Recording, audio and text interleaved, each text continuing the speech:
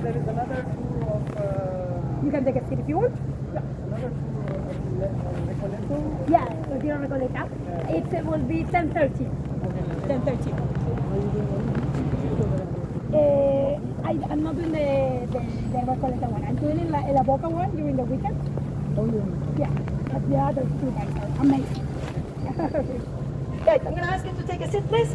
So, this is going to be the last stop.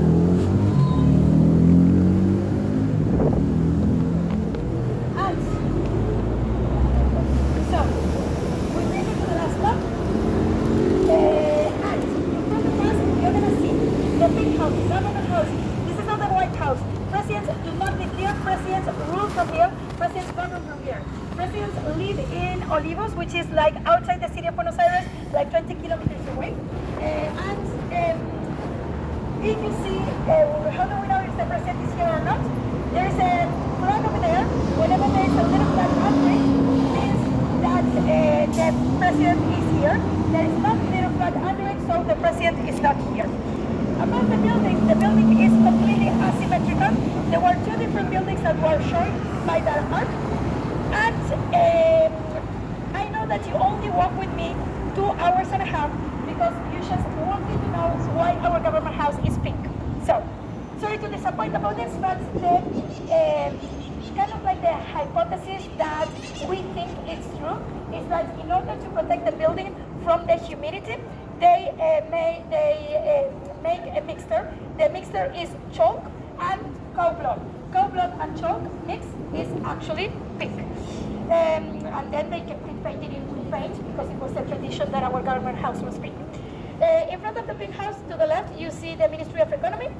In front of us, you see the AFIP. The AFIP is our IRS, the place where they collect the taxes. It's the place where we want to run away from.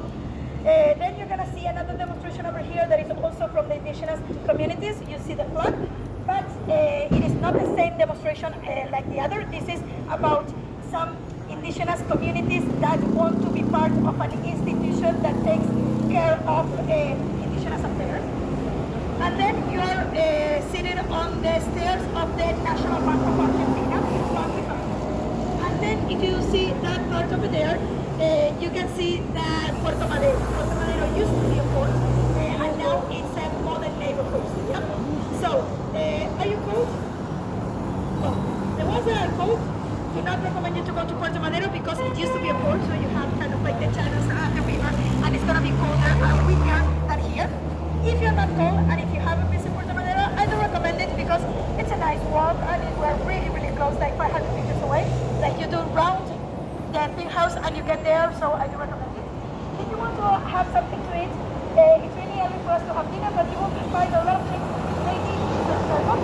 So in the middle of the two directions there, you go 600 meters, 700 meters, you will find the food market of San Telmo. Has any of you been yesterday to the market? Were you able to get anything to eat? Yes? Great. Because it's always super crowded on Sundays. So maybe if you want to go in a quieter time, I recommend it over here.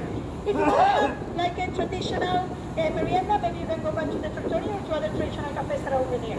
Yeah? So, how are you guys? Everything okay? Do you have questions now, something? I do have a couple of requests before I say goodbye. First request, can I have a picture of you? You don't have to look really happy though, that's the second request. And the third request is, I told you that what happened to us during the World Cup, that it was a dream that nobody wanted to abandon, and what happened is that we became really superstitious. So I'm also a high school teacher. A really, really common promise among teenage boys was, if Argentina wins, I will shave my head. So during December, I could see all my students shaving their heads. Sometimes at school, it was actually really weird.